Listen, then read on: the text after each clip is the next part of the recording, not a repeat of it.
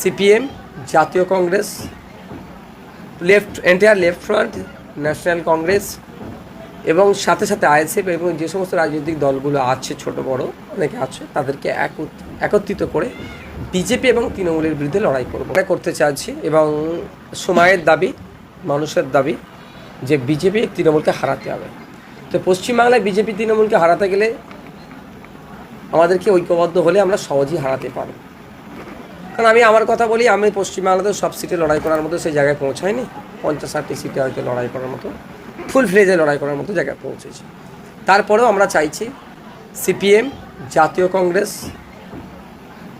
Entire left front, national Congress এবং সাথে সাথে আইএসএফ এবং যে সমস্ত রাজনৈতিক দলগুলো আছে ছোট বড় অনেকে আছে তাদেরকে একত্রিত করে বিজেপি এবং তৃণমূলের বিরুদ্ধে লড়াই করব।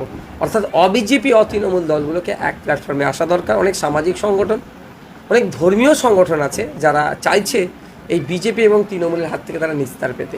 তাদেরকে এক করে তারা যদিও কন্টেস্ট করবে না, কিন্তু আমাদেরকে তারা সমর্থন দেবে, সেই জায়গায় আমরা এগিয়ে যাওয়ার চেষ্টা করছি।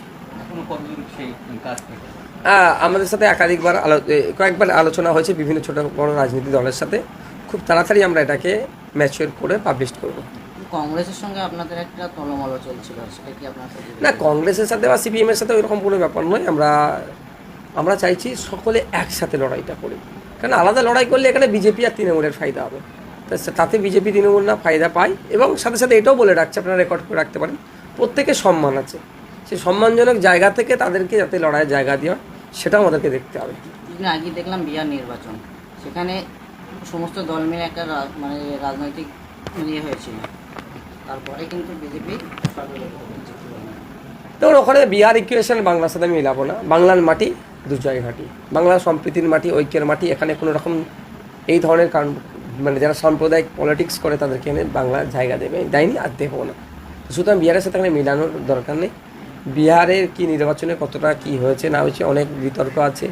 কারণ নির্বাচন কমিশন বলছে বিহারের 7,42,00,000 ভোটার, আর ভোট পড়েছে আপনার 7,45,00,000। এমনি ভোটারের সংখ্যায় আরও 3 লাখ বেশি। শুধু তাই না, বলছে বিহারের 66.67% ভোটিং হয়েছে। সেখানে আমরা কি দেখছি যে যদি তাহলে প্রায় 2,30,00,000 অধিক এক্সট্রা ভোট কোথায় গেল, মানে 4 কোটি, 4.5 কোটি কি 5 কোটি ভোটার খুব বেশি হলে আপনার ভোট দিয়েছে, যেটা তথ্য বলছে। আর সেখানে ভোটিং হচ্ছে 7,45,00,000, 2,30,00,000 অধিক এক্সট্রা ভোটার হয়ে গেছে। এইগুলো একটা প্রশ্ন আছে। আশা করছি জাতীয় কংগ্রেস বা যারা বিহারে ওই ঐক্যবদ্ধ হয়ে বা বিচ্ছিন্নভাবে হোক, যারা যেরকমভাবে লড়াই করেছে তারা এইটা নিয়ে চ্যালেঞ্জ করবে। 2021 সালে মিউনিসিপ্যালিটি আসাদুদ্দিন ওয়াইসি আপনাদের কাছে এসেছিলেন, কথা হয়েছিল, জোট হওয়ার কথা ছিল, কিন্তু হয়নি। 2026-এ কি হবে? দেখুন, এইটা অনেক প্রশ্ন আছে। ধরুন 5 বছর তারা ওয়াইসি সাহেব আর বাংলাতে আসেনি। একবার তার মধ্যে এসেছিলেন, তিনি একবার এসেছিলেন ওই আপনার ওয়াকাফ অ্যামেন্ডমেন্ট অ্যাক্টের তিনি একটা যে কমিটি করেছিল, পার্লামেন্টারি কমিটির সদস্য হয়ে তিনি এসেছিলেন। তারপরে এই ধরনের আর তিনি কোনো আসেনি বাংলাতে তিনি কি নজরে রাখছেন তিনি বলতে পারবেন। আমি আবারও বলছি, আপনাদেরকে রিপ্লাই করছি যে আমরা চাই বিজেপি এবং তৃণমূলের বাইরে যারা সেকুলার প্র্যাকটিস করেন, ধর্মনিরপেক্ষ যে দলগুলো আছে, সব জাতির ধর্মের বর্ণের মানুষের কথা ভাবেন, বিভিন্ন শ্রেণীর মানুষের কথা ভাবেন, তাদেরকে ঐক্যবদ্ধ করে বিজেপি এবং তৃণমূলের বিরুদ্ধে লড়াই করতে চায়। কিন্তু যদি আলাদাভাবে প্রার্থী দেয় আপনাদের কতটা ক্ষতি হতে পারে? দেখুন, ক্ষতি লাভের হিসাব করে আমরা রাজনীতির ময়দানে আসিনি।